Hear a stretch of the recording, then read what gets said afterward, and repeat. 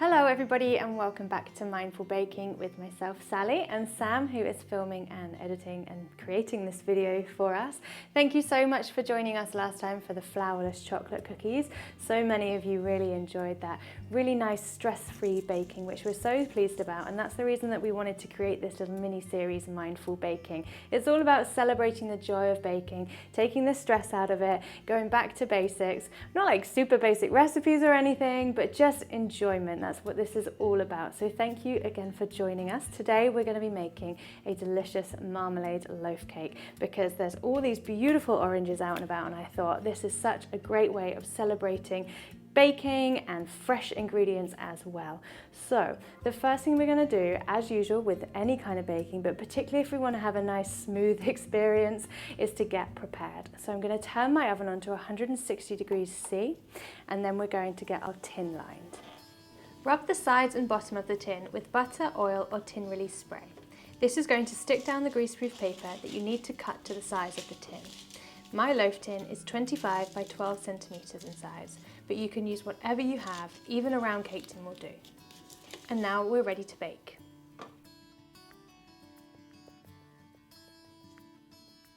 First up, we need 240 millilitres of orange juice. You can use juice from a carton, but I much prefer the sweetness that you get from fresh fruit. You can also use a juicer, but there's something beautiful about squeezing the fruit by hand. Use a sieve to catch the seeds and any flesh from the oranges.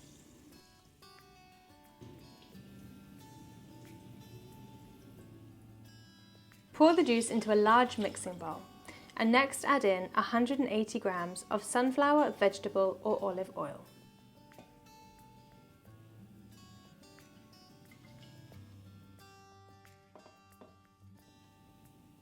Use a whisk to combine the oil before cracking 4 large free-range eggs into a separate bowl to make sure we catch any bits of broken shell.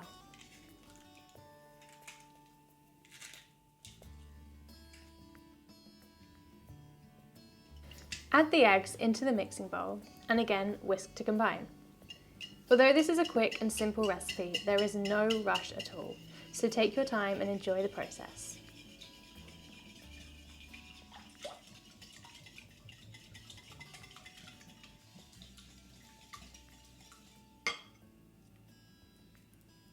Now mix in 160 grams of marmalade. This is going to add both sweetness and tartness to our cake. You can use any kind of marmalade. Some of them have got bits of peel in and some of them are completely smooth. I'm using one with bits of peel because I think it adds a really lovely texture to our finished cake.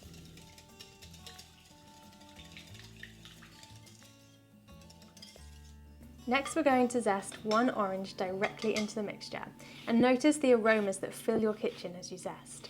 There's so much flavour in the zest of fruit and it's going to get drawn out as the cake bakes.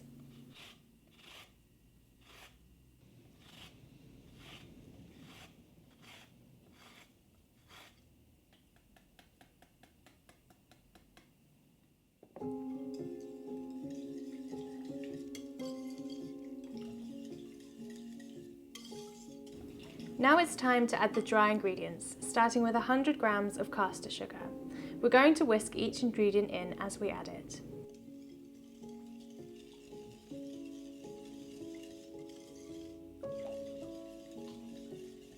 Next is 180 grams of semolina, which has a thicker grain to regular flour, so it will add texture, density and also a beautiful golden colour to our cake.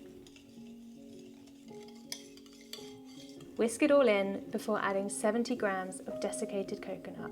This is going to bring a subtle coconut flavour as well as a variation in textures.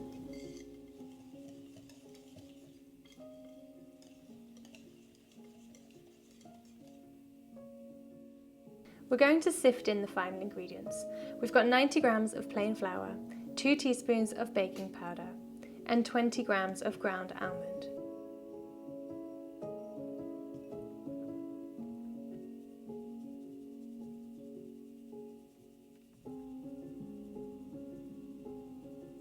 Any remaining pieces of almonds in your sieve can get tipped into the bowl and gently mixed in. The sieving will just remove any lumps from the flour.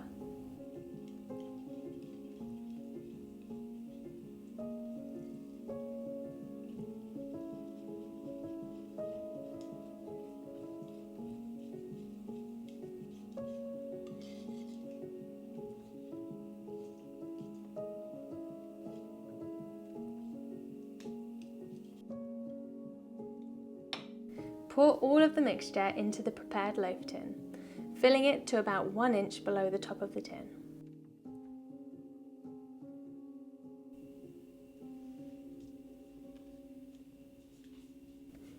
Place it into the centre of your preheated oven and bake for 50 to 60 minutes.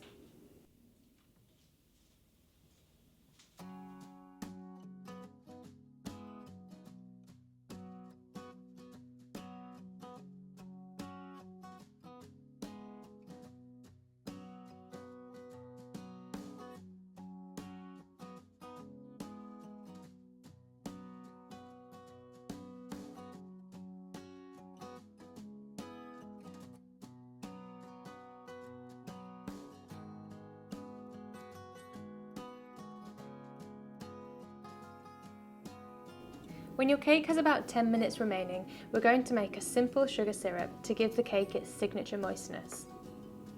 Into a pan, add 150 grams of caster sugar, 100 millilitres of water, and the juice from half an orange.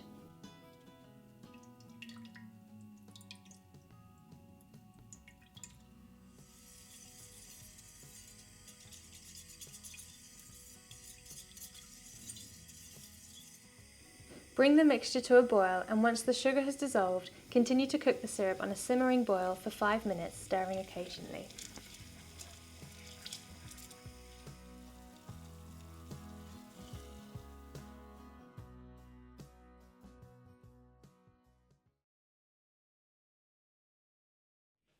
Check that the cake has baked by poking a skewer or a knife into its centre. We want it to come out completely clean, so if it's not, return it to the oven and bake for a further 5 minutes before testing again. If the cake is looking a little too golden and crispy on top, you can lightly cover it with a piece of tin foil as it continues to bake.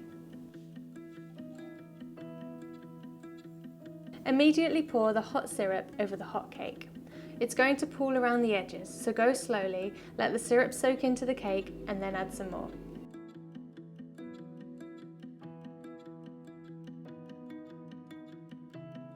After about 30 minutes of cooling, you can remove the cake from the tin and peel away the paper.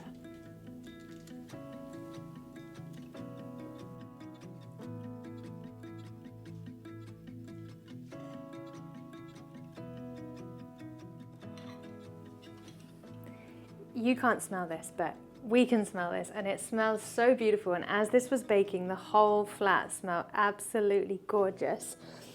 And look at it. Again, maybe it doesn't look that exciting, but it is super duper duper moist from all of that lovely sugar syrup that we put on there. And you can see the nice texture as well. We've got the bits of coconut. It's not going to be just kind of one texture as we eat it, which I'm going to do right now. So I'm going to take this bit off.